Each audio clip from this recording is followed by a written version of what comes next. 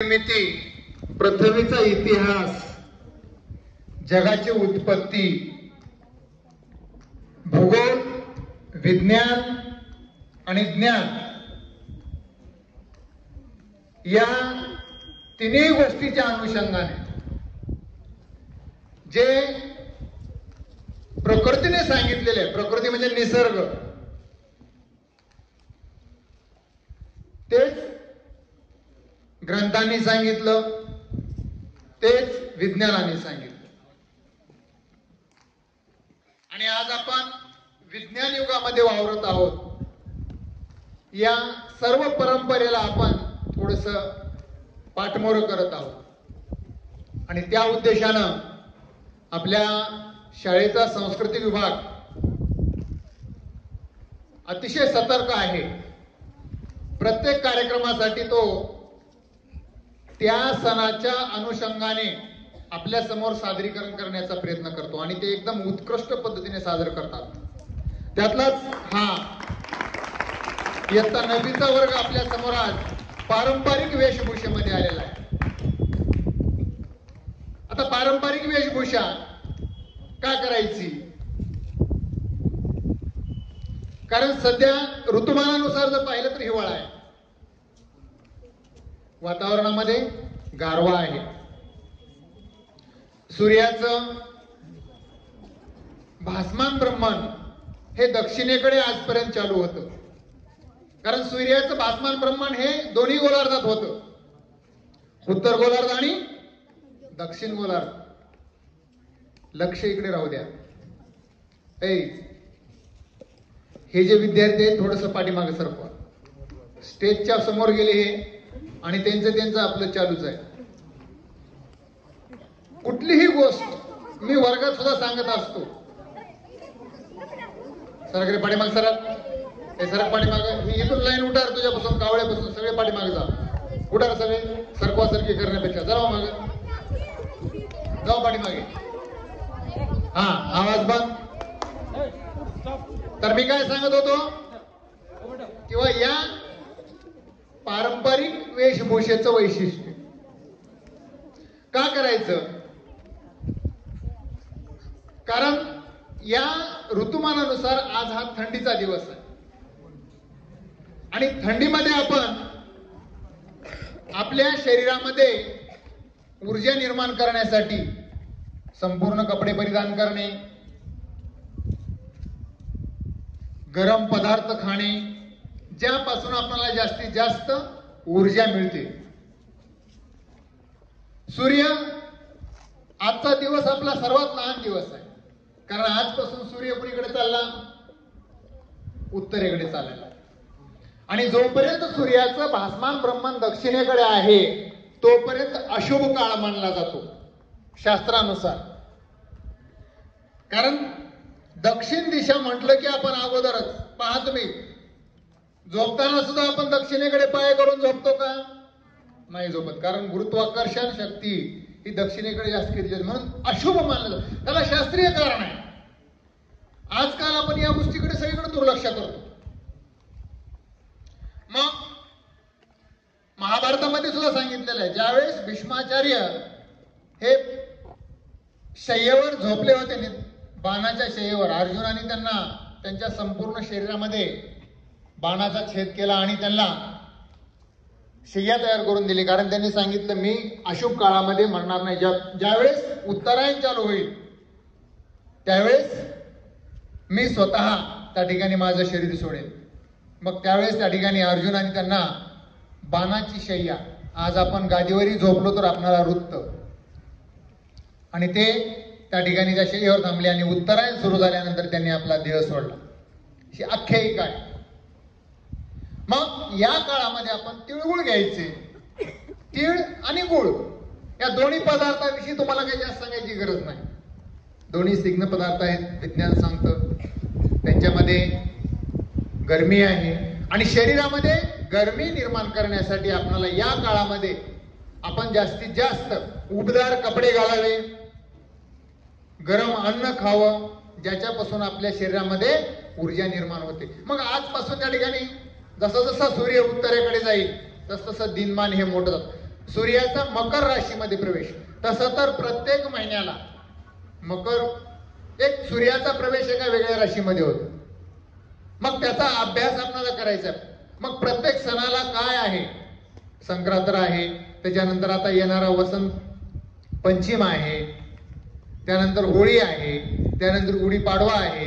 या प्रत्येक सणाच्या नुसार त्या ठिकाणी आपल्याला आहार सांगितलेला आहे, पोशाख सांगितलेला आहे, त्याचं आपण पालन केलं पाहिजे.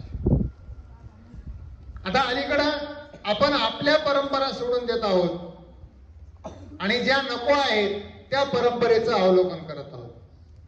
तर आपल्याला सर्वांना एकच सांगण्याची विनंती आहे माझी की तुम्ही जे काही घेता त्याचं पालन कितपत करता हे त्या ठिकाणी पाहणं आपलं गरजेचं आहे माणूस म्हणून. कारण ज्यावेळेस आपण माणूस म्हणून जगतो त्यावेळेस आपण आपल्या शरीरातल्या आंतरिक ऊर्जेमुळं बेभान होतो आणि सगळे विसरून जातो आपण कोण आहोत ते. आणि आपण आपल्या हातून एखाद्या वेळेस चुकीचं काम होतं. मग त्यासाठी शरीर, मन, बुद्धी या तिन्हीला एकत्र बांधण्याचा हा सुवर्ण योग आहे. म्हणजे तुम्हाला ज्ञान ज्या ठिकाणाहून मिळतं त्याचं आचरण करणं महत्वाचं आहे. आणि या संक्रांतीच्या सणानिमित्त जर आपण पाहिलं तर भारतामध्ये, पूर्ण भारतामध्ये, दक्षिण भारताकडे जर आपण गेलात तर त्या ठिकाणी त्याला पोंगल म्हटलं जातं. आपल्यापेक्षा जास्त थंडी आहे. जसं तुम्ही उत्तर भारतामध्ये जा तिकडे सुद्धा मकर संक्रांती म्हणून. त्याच्यानंतर जर आपण प्रयागला जर गेलात कधी, सब तीर्थ बार बार, गंगा सागर एक बार. का? कारण ते अलौकिक दृश्य आहे पृथ्वीचं, ते आपल्याला वारंवार पाहायला मिळत नाही. फक्त आजच्या ह्या 3 काळात, या मकर संक्रांतीच्या काळामध्येच आपल्याला त्या तीर्थक्षेत्राचं दर्शन मिळतं. इतर वेळी आपल्याला मिळत नाही. कारण ते 12 महिने कशात असतं? पाण्यात असतं. मग या प्रत्येक महत्व आहे. त्या अनुषंगाने आपण त्याचं अनुकरण केलं पाहिजे आणि आपल्या पारंपरिक सणाचं आपण त्याकडे जतन केलं पाहिजे. आपण महाराष्ट्रीयन आहोत. मी मराठी, माझी मराठी याचा स्वाभिमान प्रत्येक विद्यार्थ्याच्या मनामध्ये निर्माण झाला पाहिजे. आम्ही प्रयत्न करतो, सांगतो, पण ते आपण कितपत आपल्या आचरणात आणता हे आपल्या व्यक्तिमत्वावर अवलंबून आहे. आणि म्हणून या संक्रांतीनिमित्त तुम्हाला माझ्याकडून वैयक्तिक व आमच्या सर्व स्टाफ मेंबर्स कडून, मुख्याध्यापक, स्टाफ मेंबर्स, सर्व कर्मचारी यांच्याकडून पुन्हा एकदा सर्वांना हार्दिक शुभेच्छा देतो. आणि या नवीच्या मुलींचं पारंपरिक वेशभूषेमध्ये आल्यामुळं त्यांचं पुन्हा एकदा कौतुक करतो आणि त्यांचं अभिनंदन करतो. धन्यवाद. गो.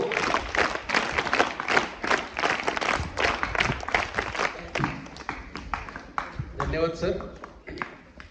आपण या सणाचं पारंपरिक तसेच शास्त्रीय, भौगोलिक अशा विविध स्तरातून या सणाचं काय महत्व आहे ते आम्हा विद्यार्थ्यांना विशद केला. त्याबद्दल आपले आभार. यानंतर मी आपल्या कार्यक्रमाचे अध्यक्ष आदरणीय डांगे सर, मुख्याध्यापक बापूजी विद्यालय सावरगाव रोकडा यांना विनंती करतो की कृपया आपण विद्यार्थ्यांना मकर संक्रांती निमित्त शुभेच्छा द्यायच्या. आदरणीय डांगे सर.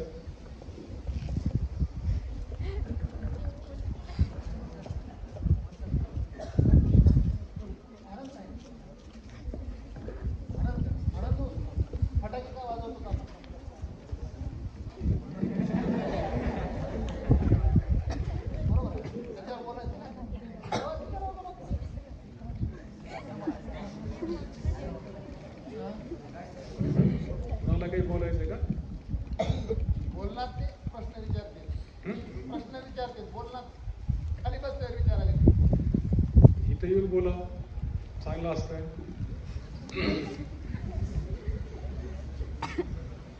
आदरणीय व्यासपीठ, माझे सर्व सहकारी हे ऐका रे. आणि चिमुकल्या मित्रांनो, आता आजचं आणि या सणाचं महत्त्व सरांनी सविस्तर सांगितलेलं आहे. आज सूर्य कर्क राशीतून मकर राशीमध्ये प्रवेश करतो आणि आजपासून आपला जो दिवस आहे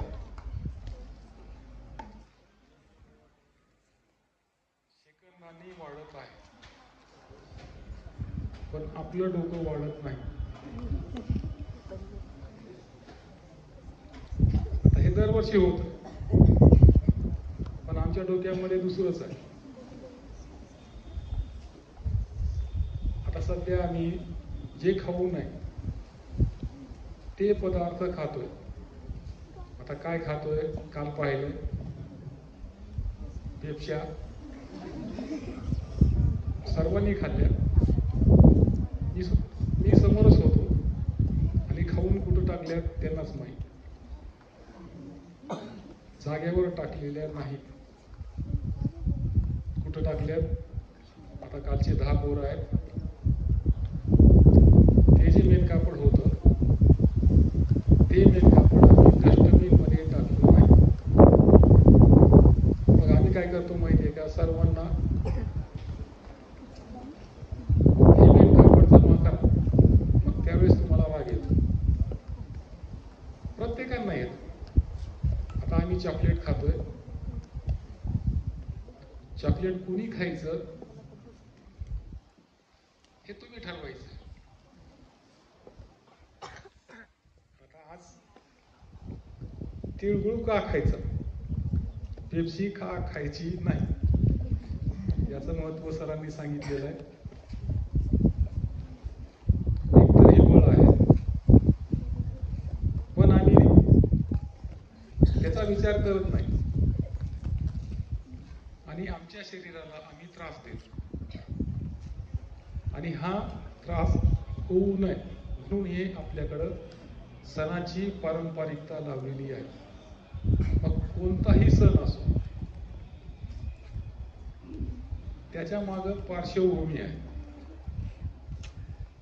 की आम्ही आज तिळगुळ का खायचा. शिमग्यामध्ये काय खातो माहिती?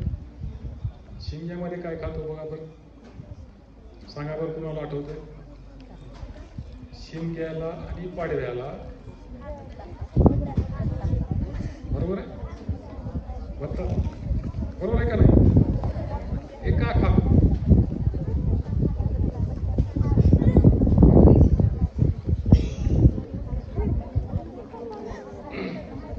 हा, आता कुणाला सांगता येते का बघूया. आम्ही का खातो? तुम्हाला सांगता येते बघूया. बताशे खातो, पण का? का? त्याचं उत्तर आम्हाला पाहिजे. बरोबर आहे? बघूया कोणाला येत आहे. 10वी 9वी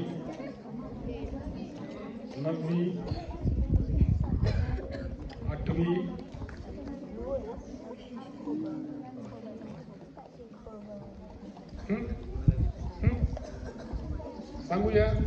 सांगू द्या, त्याची अडचण नाही. आपण चुकलं तर दुरुस्त करू आणि सर्वांना सांगू की हे का करायचं आणि का केलं पाहिजे. आता सध्या थंडीचे दिवस आहेत,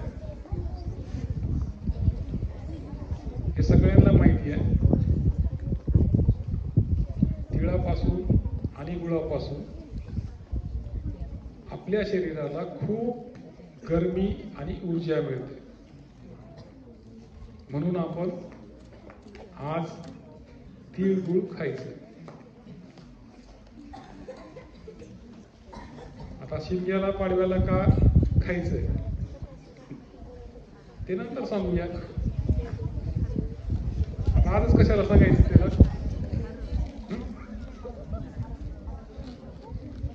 का सांगायचं? उन्हाळ्यामध्ये आपल्या शरीराचं तापमान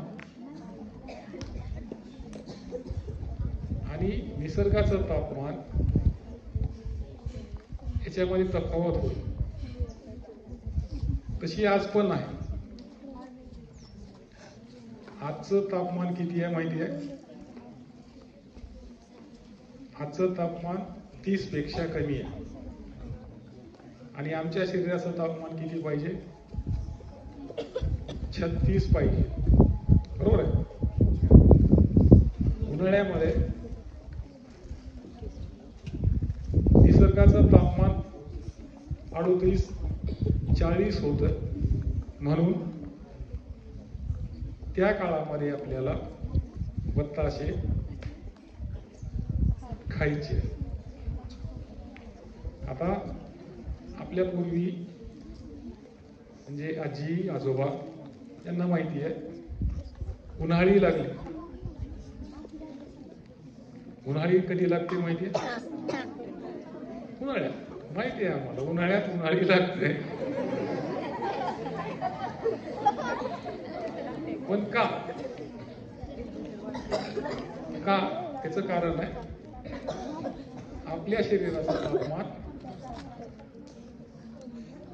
कमी आणि निसर्गाचं तापमान जास्त. म्हणून आपल्याला ती प्रक्रिया होते. तर असे हे निसर्गाचे नियम आहेत. आणि आपल्या संस्कृतीने लावून दिलेले जे सण आहेत ते प्रत्येक सणाच्या मागे शास्त्रीय हेतू आहे. मग तो कोणताही असो, दसरा असो, दीपावली असो. आणि हे सण आपण साजरे करतोय आणि केले पाहिजे. ठीक आहे. आज सांस्कृतिक विभाग आणि इयत्ता 9वीच्या वर्गांनी जो उपक्रम केला त्याबद्दल आमच्या सर्व सहकाऱ्यांचे धन्यवाद. आणि या ठिकाणी मी थांबतो. जय हिंद, जय भारत.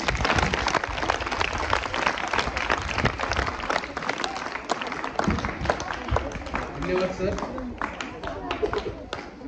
या सणाला तिळगुळ अथवा इतर सणांना आपण जे जे पदार्थ खातो त्या पदार्थांचा आपल्या शरीराशी काय संबंध आहे हे छानपैकी आपण विशद केला, त्याबद्दल आपले ऋण. यानंतर इयत्ता 9वीच्या सर्व विद्यार्थ्यांना विनंती आहे की कृपया आपण बनवून आणलेले तिळगुळाचे लाडू आहेत त्यांचं वितरण कार्यक्रम आता सुरुवात होत आहे. तर मी विनंती करतो की आपल्या शाळेचे मुख्याध्यापक आदरणीय डांगे सर यांना सर्वप्रथम तिळगुळाचा लाडू देऊन विद्यार्थ्यांनी या कार्यक्रमाला सुरुवात करायची. सर्वांनी टाळ्याच्या गजरामध्ये सरांचं स्वागत अभिनंदन करायचं. सर्व मुलींना विनंती आहे की आपण जागेवर उभं राहायचे. मुलींना विनंती. आणि सरांसाठी बनवलेले जे लाडू आहेत त्या लाडूचं वितरण करायचंय.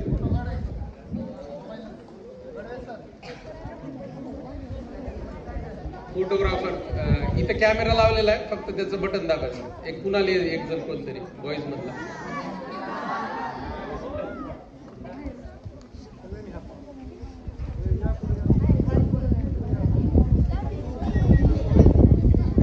कॅमेरा आहे फक्त त्यात नाही बटन दाबायचं, फक्त सेट आहे तो. फोटोचं बटन आहे बघ वर, तिथं राहू दे, त्याला हलवू फक्त फोटोचं बटन दाब. व्हिडिओ चालूच असतो त्यात फोटो निघतात.